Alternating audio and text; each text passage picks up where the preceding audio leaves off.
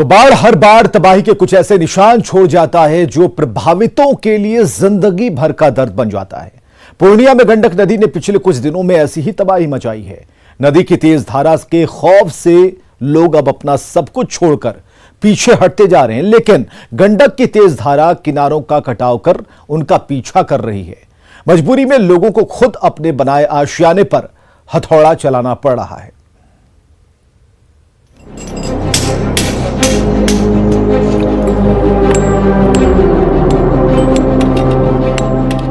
पलायन की तो अनगिनत तस्वीरें आपने देखी होंगी, लेकिन अपने आशियाने को अगर खुद तोड़ना पड़े तो समझ लीजिए जान पर बनाई है, वरना कौन जिंदगी भर की कमाई से बनाए अपने आशियाने पर इस कदर बेरहमी से हथौड़ा चलाता है। कनकई नदी पूर्णिया के बायसी के नगरा टोला के लोगों को सता रही है। लोग नदी की तेज धार से बचने की लगातार कोशिश कर रहे हैं, लेकिन अब कोई चारा नहीं बचा।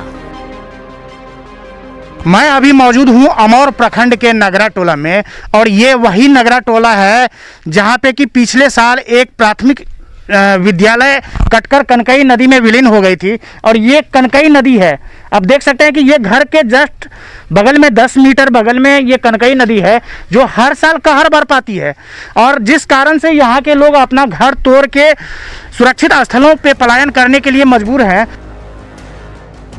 बरसात के मौसम में इस बार फिर कनकई नदी का कटाव शुरू हो गया है, लिहाजा कई जगहों से लोग अपना आशियाना तोड़कर पलायन कर रहे हैं। अपने ही पक्के मकान को हथौड़े और कुल्हाड़ी से तोड़ रहे हैं। क्या करें, अगर नहीं तोड़ा तो नदी लील जाएगी, इसलिए जो कुछ बच सकता है बचाने की कोशिश है। लेकिन अपने आशियाने को इस कदर खुद तोड़ने का दर्द क्या होता है, कोई इनसे पूछे। घर नहीं तोड़िएगा तो उस टाइम में ऐसा होता है कि जान बचाना भी मुश्किल हो जाता है, तो इंसान सामान संभाले कि अपनी जान बचाए। बाल बच्चा के साथ रहना या बहुत मुश्किल पड़ जाता है। ऐसा वक्त होता है इसका ये कटाव जब होता है यहाँ पे, और ऐसा कहर होता है इस नदी में, ऐसा लगता है जैसे कि कोई सुनामी आ गया हो यहाँ पे। तो कितने लोग घर तोड़ के यहाँ से पलायन किए हैं? यहाँ से तो कम से कम 100-150 लोग अभी अलग अलग हो गए हैं, जो मतलब बह गए पिछले साल, वो कहीं और चले गए हैं। कुछ लोग जा रहे हैं अभी इसी घर को देख रहे हैं आप, ये भी घर तोड़ करके कहीं और जगह जा रहे हैं ऊंची जगह पे। हाँ, अपने हाथों से बनाए थे। तो क्यों तोड़ रहे हैं? नदी आ गया बगल में, इसीलिए तोड़ रहे हैं कि परेशानी उस टाइम हो जाएगा। और हाँ, हर साल बस इसका यही काम है, जो नदी बगल में आता है और जो हम लोगों को परेशानी हो जाता है घर तोड़ लेते हैं। बुजुर्ग से लेकर बच्चों तक की आंखों में अनजाना दहशत है। न जाने कब कनकई नदी प्रलय लेकर आए और इनके घरों को समेट ले जाए। मजबूरी ऐसी है कि नदी किनारे खुले में जैसे तैसे शेड डालकर खाना बनाने का इंतजाम किया गया है। बहुत बुरा हालत है, तो कैसे नहीं घर द्वार थोड़ी का लद्दी पानी आबे से यहाँ रह नहीं जी छी। तो कैसे रहते हैं बच्चों को लेके? रोड पर कुछ प्लास्टिक देकर। प्रशासन की तरफ से कभी खोज नहीं है? नहीं, कोई खोज खबर नहीं है। नहीं, 3 साल कहाँ कुछ खबर। कब से ये नदी कट रहा है? 17 से। पहले कितना दूर था नदी? बहुत दूर था। तो बहुत दूर से कट के यहाँ आ गया है। हाँ। तो हर साल यही हालात होता है? हाँ, हर साल। कनकई नदी का यह कहर आज कोई नया नहीं है। इससे पहले कनकई नदी ने नगरा टोला गांव में 2017 और 2020 में भारी तबाही मचाई थी। गांव के प्राथमिक स्कूल समेत करीब 70 घर कटकर नदी में समा गए थे। इस बार कनकई नदी घर के नजदीक आ गई है। सैलाब और कटाव के कहर से बचने के लिए गांव के लोग अपने ही बनाए घरों को तोड़कर सुरक्षित जगह की तलाश में जा रहे हैं। अगर घर नहीं तोड़ेंगे तो 1 महीने बाद यही घर नदी में समा जाएगा और घर के साथ इसमें मौजूद हर चीज खत्म हो जाएगी। नदी का हालात जो है, पिछले साल बाढ़ आया, बाढ़ में यहाँ पे स्कूल था 3 रूम का, वो स्कूल ढह करके गिर गया। ये पूरा 100-150 घर था स्कूल का पीछे आगे में, वो घर भी गिर गया। यहाँ कोई सुविधा नहीं है, कोई नाव नहीं है, कुछ नहीं है। अभी हम लोग जैसे जहाँ मर्जी वहाँ तिरपाल डाल करके जुग्गी डाल करके रह रहे हैं। हम लोगों को कोई सुविधा कुछ नहीं मिलता है यहाँ पर, एगो प्लास्टिक तक नहीं मिलता है। यहाँ का ऐसा स्थिति है, कोई लाभ नहीं मिलता है हम लोगों को। प्रशासन कोई सुनवाई नहीं करता है। सोनापुर से लेकर जो बंगाल और बिहार का जो बॉर्डर है किशनगंज डिस्ट्रिक्ट का, वहाँ से लेकर फॉरबिसगंज तक लगभग 100 किलोमीटर की चौड़ाई में जितनी नदियाँ बहती हैं, चाहे मानंदा हो, पनार हो, कनकई हो, ढोक हो, मेची हो, ये सारी नदियाँ आकर के अमोर बैसा में सिर्फ 10 से 15 किलोमीटर में समाहित हो जाती हैं। और जिसके नदियों में जो कटाव है वहाँ पर पिछले 2016-17 से लेकर इस वक्त तक 2000 से ज़्यादा लोग विस्थापित हुए हैं, नदियों के किनारे कटे हैं। यही मामला बादवन विधानसभा का भी है, ये मामला कोचाधन विधानसभा का भी, किशनगंज और जोकी का भी यही हाल है। दरअसल नेपाल और बंगाल से होकर सोनापुर से फारबिसगंज तक बहने वाली सभी नदियां आकर अमौर और बायसी में मिलती हैं। इस कारण यहां सबसे अधिक कटाव होता है। स्थानीय लोगों के मुताबिक नदी पिछले कई सालों से गांव की तरफ बढ़ती आ रही है। ऐसे में हर साल लोगों को थोड़ा पीछे की तरफ खिसकना पड़ता है। स्थानीय भाषा में इसे नदी का पीछा करना कहा जाता है, यानी नदी हर साल गांव की तरफ बढ़ती है और गांव वालों को पीछे की तरफ खिसकना पड़ता है। लेकिन जब पीछे हटने की जगह नहीं बचती तो लोगों को मजबूरी में अपना घर बार तोड़कर कहीं और शिफ्ट होना पड़ता है। अमौर के विधायक और AIMIM के प्रदेश अध्यक्ष अख्तरुल ईमान का कहना है कि कटाव की यह घटना पिछले कई सालों से हो रही है और सदन में कई बार मामला उठाए जाने के बावजूद सरकार स्थानीय लोगों की परेशानियों पर ध्यान नहीं देती। ये जो कटे हैं 2000 सिर्फ उस क्षेत्र में, उन विस्थापितों को जो सरकारी नियमावली है, आपदा नियमावली जो बिहार सरकार की है और सेंटर की है, वो ये है कि घर कटने पर इतनी राशि मिलेगी, मवेशी के मरने पर इतनी राशि मिलेगी, डूबकर मिलने वालों को इतनी राशि मिलेगी। कोई राशि अब तक नहीं मिल पाई। खेद का विषय ये तो ये है कि जो लोग विस्थापित हुए उन लोगों को, वो लोग जहाँ पर बसे उनको पीने का साफ पानी तक नहीं दिया गया। उनके नाम पर हजारों करोड़ों रुपये ठगी का काम किया गया है और इस वक्त तकरीबन 70 जगहों पर कटाव है चिन्हित पिछले साल हुए हैं। उसको हम लोगों ने सदन में उठाया, माननीय मुख्यमंत्री जी के समक्ष पेश किया, सदन में बात रखी, कंसर्निंग मिनिस्टर से और कमिश्नर से जाकर के बात की है। अभी जाकर के मैंने आपदा सचिव से भी और फ्लड के जो सचिव हैं उससे भी जाकर के हमने मामला दिया है। इंजीनियर और चीफ इंजीनियर तक हम लोगों ने सब लोगों तक बात पहुंचाई है, लेकिन ढाक के वही 3 पात। विधायक अख्तरुल ईमान का कहना है कि सरकार के अलावा स्थानीय अधिकारी भी लोगों की परेशानियों से अनजान बने हुए हैं। ऐसे में लोगों के लिए खुद अपनी सुरक्षा करने के सिवा और कोई चारा नहीं, क्योंकि बरसात तो अभी शुरू हुई है और प्रलय कभी भी आ सकती है। अपने ही बनाए आशियाने को तोड़कर लोग सुरक्षित स्थलों के लिए पलायन कर रहे हैं। ये एक छोटे से शेड में बैठ के खाना बना रहे हैं, लेकिन आज तक प्रशासन के द्वारा या जो जनप्रतिनिधि हैं उनके द्वारा इन लोगों की कोई खोज खबर नहीं ली गई। कुमार प्रवीण, न्यूज़ 18, नगरा टोला, पूर्णिया। तो समय के साथ गंडक का जलस्तर तो कम रहा, लेकिन जैसे जैसे गांवों से पानी उतर रहा है तबाही के निशान साफ नजर आ रहे हैं। कहीं घर बाढ़ में समा गया तो कहीं गंडक नदी सड़क को ही लील गई। गंडक की गाद हर तरफ पसरी हुई है। सड़क से लेकर मंदिर और मंदिर से लेकर घर, सब कुछ मानो मिट्टी और रेत के मलबे में तब्दील हो गया है।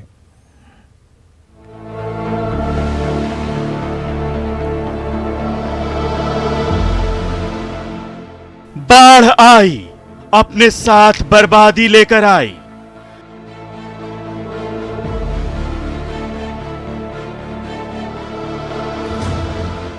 कहीं गाड़ी पानी में डूबी तो कहीं घर पानी में समा गए। गोपालगंज में गंडक की धार में गांव के गांव बह गए। हालात इस कदर बेकाबू हो गए कि लोगों को मचान बनाकर जान बचानी पड़ी। घर में न खाने को अनाज बच सका, न पानी। अब जब गंडक का पानी धीरे धीरे उतर रहा है तो अपने साथ लाई तबाही के निशान पीछे छोड़ रहा है। बाढ़ आई, अपने पीछे त्रासदी लाई। अभी हम सदर प्रखंड के जगरी टोला में हैं और आप देखेंगे यहाँ पर कि अभी बाढ़ का पानी जब कम हुआ है तो गंडक की जो पानी की वजह से यहाँ पर देखिए गाद जो है किस कदर गांव में हर तरफ फैल गया है। और हम आपको दिखाना चाहते हैं वो घर देखिए जहाँ कभी यहाँ पर खुशहाली हुआ करती थी, लेकिन आज यहाँ की झोपड़ियाँ और यहाँ के गिरे हुए झोपड़ियों का जो छत है वो दिखाता है कि यहाँ पर गंडक का कहर कितना लोगों को झेलना पड़ा होगा। गंडक के तेज बहाव की वजह से सब कुछ यहाँ पर ख़त्म हो गया है। यहाँ पर जो मवेशियों को खूट लगाया गया था, यहाँ मवेशी बांधा जाता था, वो कुछ भी यहाँ पर नहीं है। केवल यहाँ पर गंडक का जो मिट्टी है वो दिखाई दे रहा है। यहाँ पर गंडक का जल स्तर तो कम हो गया, लेकिन बाढ़ का कहर अब सामने आ रहा है। गंडक की मिट्टी और बालू ने सब कुछ तबाह कर डाला है। गोपालगंज सदर प्रखंड के जंगली टोला के वार्ड नंबर 4 की स्थिति देखिए। झोपड़ी, घर, मंदिर सब कुछ जैसे गंडक की गाद के मिट्टी बालू से भर गया है। हर जगह बस मिट्टी ही मिट्टी है। यहाँ बने घर अब पानी में समा चुके हैं। इस जगह लोगों के रहने का ठिकाना हुआ करता था, लेकिन अब बस झोपड़ियों के निशान बचे हैं। जानवर बांधने की जगह अब बस मिट्टी ही मिट्टी है। गंडक की गाद ने सब कुछ जमींदोज कर डाला है। पेड़ के आसपास देखिए, यहाँ लगभग 3 फीट गाद जमा है। इससे आप गंडक के खौफ का अंदाजा लगा सकते हैं। पीपल के इस पेड़ के नीचे विधायक मद से चबूतरा का निर्माण कराया गया था, जहाँ गांव के लोग फुर्सत में बैठते थे। यहाँ दर्जनों झोपड़ियां भी थी, लेकिन अब बस इसके निशान बचे हैं। गंडक की आफत में आसपास के 6 प्रखंडों के 42 से ज्यादा गांव बाढ़ की तबाही झेल रहे थे, जिनमें लगभग 16,000 की आबादी प्रभावित हुई है। सदर प्रखंड के 1 दर्जन से ज्यादा गांवों की सड़कों पर कीचड़ है। इन सड़कों पर चलना भी मुश्किल है। अब गांव के मंदिर का हाल देखिए। ग्रामीणों ने चंदा और श्रमदान से मंदिर का निर्माण कराया था, लेकिन मंदिर की सीढ़ियों पर गंडक की करीब 4 फीट गाद जमा है। ये मंदिर भी इसका जो है कई भाग उसका जमीन में धंस गया है और मिट्टी जो है मंदिर के ऊपर तक आ गई है। यहाँ पर जो गंडक का जो पानी है पिछले कई दिनों से यहाँ पर था, जिसकी वजह से सदर प्रखंड का यह इलाका है जंगली टोला वार्ड नंबर 4 है, जहाँ पर कि अब थोड़ी सी लोगों को राहत मिली है और गंडक का जलस्तर कम हुआ है। तो लेकिन यहाँ पर ये दिखाने के लिए काफ़ी है कि कितना गंडक का यहाँ पर असर रहा होगा। और जो झोपड़ियाँ हैं वो झोपड़ियाँ जो है अब पूरी तरह से मलबे में तब्दील हो गई हैं और गंडक का जो मिट्टी है और जो गाद है वो सड़कों पर अब दिख रहा है। तो गोपालगंज में गंडक का कहर का ये नामो निशान ही अब बाकी रह गया है और घरों के जो खुशहाली है वो खत्म हो गई है। मुकेश कुमार, न्यूज़ 18, गोपालगंज। नेपाल के तराई क्षेत्रों में फिर से शुरू हुई बारिश ने बगहा में निचले इलाकों में रह रहे लोगों की नींद हराम कर दी है। पिछले कुछ दिनों में कम हुए जलस्तर से जो राहत मिली थी वो बारिश के कारण एक बार फिर से बढ़ गई। तटबंधों पर दबाव बढ़ना शुरू हो गया। डर और खौफ के मारे जो गांव वाले हैं वो त्राही त्राही कर रहे हैं।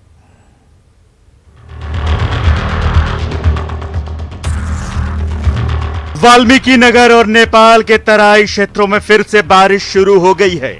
रुक रुक कर हो रही बारिश के बाद बगहा में गंडक नदी के निचले इलाके में रह रहे लोगों की नींद उड़ गई है। गंडक नदी का रौद्र रूप कम होने का नाम नहीं ले रहा। पिछले कुछ दिनों में जल स्तर तो कम हुआ है, लेकिन खतरा लगातार बढ़ता जा रहा है। तटबंधों पर बसे गांवों को अपनी आगोश में लेने के लिए गंडक आमादा है। गंडक नदी की तेज धारा के कारण किनारों पर लगातार कटाव हो रहा है। तटबंधों पर बना 4 मीटर चौड़ा बोल्डर पिचिंग नदी की धारा के कारण कट रहा है। ग्रामीण खौफ के साये में जी रहे हैं। परेशानी ये है कि यहाँ पे कटाव काफ़ी जोरों से हो रहा है और हालांकि कुछ अधिकारी आए हुए हैं यहाँ पे उनकी देख रेख में ये काम हो रहा है। तो देखिए अभी कटाव फिलहाल नहीं हो रहा है, लेकिन आगे क्या होगा उसके लिए यहाँ पे वो सब अपनी निगरानी बनाए हुए हैं। यह हाल बगहा शहर के अग्रवाल वाटिका के पास का है। गंडक के किनारे गांव को बचाने के लिए बने बोल्डर के बांध पर लगातार दबाव बढ़ रहा है। हालात को देखते हुए प्रशासन अलर्ट मोड में है। अधिकारियों का दावा है कि घबराने की कोई बात नहीं। आगे में 1-1.5 मीटर लॉन्च किया है, 3 साढ़े 3 मीटर की लंबाई में, ठीक है ना। तो उसमें घबराने की बात नहीं है, उसको हम लोग पैक कर लेंगे। पहले फ्लड एक्सपर्ट आ जाए और चीफ साहब आ जाए तो उसमें कोई दिक्कत नहीं। बोल्डर पिचिंग है और यहाँ पर पानी का दबाव है 9 मीटर है और पानी का भी दबाव है, यहाँ पे करंट बहुत है, तो हम लोग अलर्ट मोड में यहाँ पे रहेंगे। पिछले हफ्ते गंडक ने बगहा में जो तबाही मचाई थी वो अब तक लोगों के जहन में ताजा है। डर और खौफ के मारे लोग त्राही त्राही कर रहे हैं। पिछले कुछ दिनों में लोगों को जो राहत मिली थी, नेपाल के तराई क्षेत्रों में हो रही बारिश ने उसे छीन लिया है। वाल्मीकि नगर के साथ ही नेपाल के तराई क्षेत्रों में फिर से रुक रुक कर बारिश हो रही है। देखिए, आप सामने देख सकते हैं, ये नेपाल का पहाड़ी इलाका है और लगातार जो सूचनाएं आ रही है, जो सामने से लगातार वाल्मीकि नगर और आसपास के इलाकों में लगातार बारिश हो रही है और यह बारिश गंडक नदी के जलस्तर में बढ़ाने के लिए काफ़ी है। और हाल के दिनों में बात करें तो अभी आज का अपडेट है कि धीरे धीरे गंडक नदी के जलस्तर में मामूली सी वृद्धि शुरू हो गई है। अगर बारिश लगातार ऐसे ही अगर होते रहा और फिर लगातार बारिश हुई तो गंडक नदी के जलस्तर में फिर से एक बार वृद्धि की आशंका व्यक्त की जा रही है। तो यह बारिश आने वाले दिनों में उत्तर बिहार के लिए फिर से मुसीबत साबित हो सकती है। बारिश के कारण वाल्मीकि नगर गंडक बैराज पर नदी के जलस्तर में वृद्धि दर्ज की गई है। वाल्मीकि नगर बैराज से गंडक नदी में सुबह 77,000 क्यूसेक पानी डिस्चार्ज हो रहा था। वो बढ़कर दोपहर 2 बजे 1,02,000 क्यूसेक तक पहुंच गया। उम्मीद की जा रही है कि बारिश जल्द थमेगी ताकि लोगों को राहत मिल सके। बगहा से मुन्ना राज के साथ ब्यूरो रिपोर्ट, न्यूज़ 18।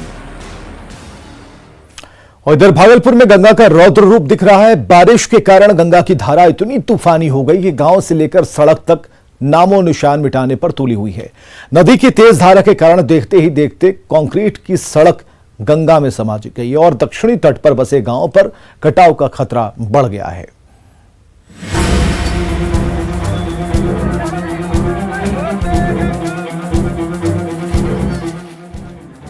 देखते ही देखते कंक्रीट की ठोस सड़क गंगा नदी की धारा में विलीन हो गई। ये देखिए,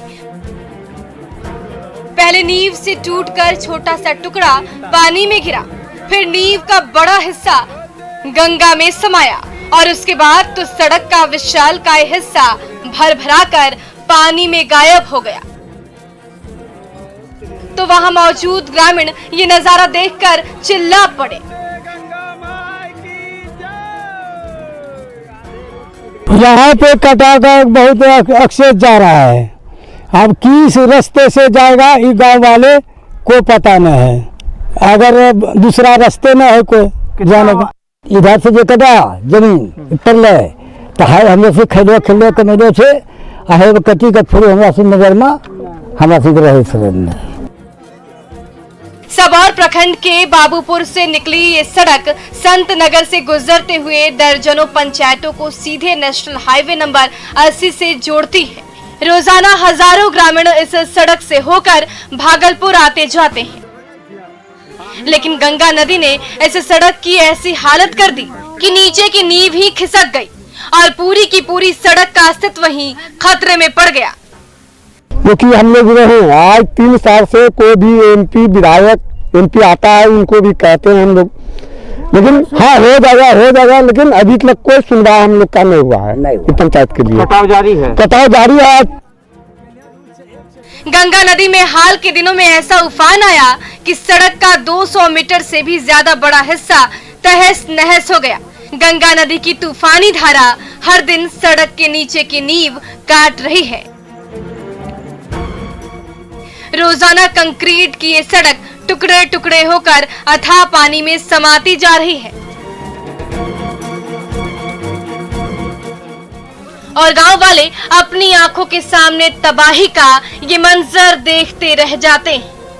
गंगा नदी की उफनती धारा ने सबौर के गांव-गांव को जोड़ने वाली इस महत्वपूर्ण सड़क की ऐसी हालत कर दी कि अब बाहर आने जाने के लिए कोई रास्ता ही नहीं बचा। आशीष, न्यूज़ 18 भागलपुर। और नालंदा में बाढ़ के पानी से उफनती जुरायन नदी तबाही मचा रही है। नदी ने बरहोग गांव को पानी पानी कर दिया। गांव वाले घर गृहस्थी का बचा कुचा जो सामान था उसे समेटकर सुरक्षित ठिकाने की ओर निकल रहे हैं।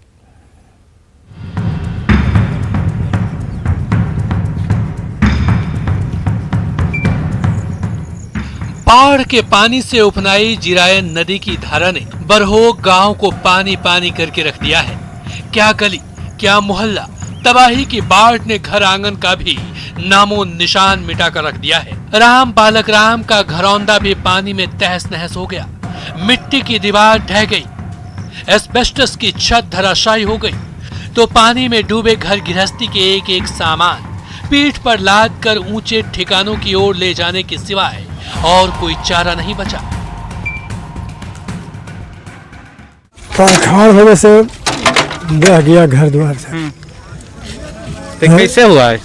खाड़ होने से घर भस गया। हाँ। तो कितना लोग रहते थे इसमें? 10 परिवार। अच्छा सर, नदी का पानी ज़्यादा आने से, खूब बारिश होने से हमारा घर डूब गया है और सारे परिवार है दूध केनर में रहते हैं और बाकी सब परिवार जिधर तिधर भिजा दिए हैं औरत बानी को। मॉनसून के मौसम में जब बाढ़ के पानी से जिरायन नदी लबालब हो जाती है तो आसपास के गांव में ऐसी तबाही मचाती है कि दर्जनों गांव और सैकड़ों घर तहस नहस हो जाते हैं। इस साल भी जिरायन नदी में ऐसा उफान आया कि बिंद प्रखंड के गांव-गांव पानी में डूब गए। हजारों ग्रामीणों के सिर से छत गायब हो गई। मजबूरन बाढ़ पीड़ितों को पानी में बचा खुचा सामान समेटकर सुरक्षित ठिकाने में शरण लेनी पड़ रही है। दिक्कत तो है सर कि घर हर समय बनाते हैं तो डूब जाता है, वर्षा पड़ता हर समय गिर जाता है। तो हर बार गिरता है तो एक बार पक्का मकान नहीं मिलता है? नहीं, पक्का मकान नहीं मिलता है। हर साल तबाही की बाढ़ से जूझना, लड़ना और सब कुछ गंवाना नालंदा के ग्रामीणों की यही नियति बन गई है। पानी कम होता है तो फिर से तिनका जोड़कर घरौंदा बनाते हैं, लेकिन जब फिर से बाढ़ का पानी तबाही मचाता है तो उनका आशियाना फिर से पानी पानी हो जाता है। अभिषेक कुमार, न्यूज़ 18, नालंदा। तो इस खास कार्यक्रम में फिलहाल इतना ही। कल फिर होंगे हाजिर। देखते रहिए न्यूज़ 18 बिहार झारखंड।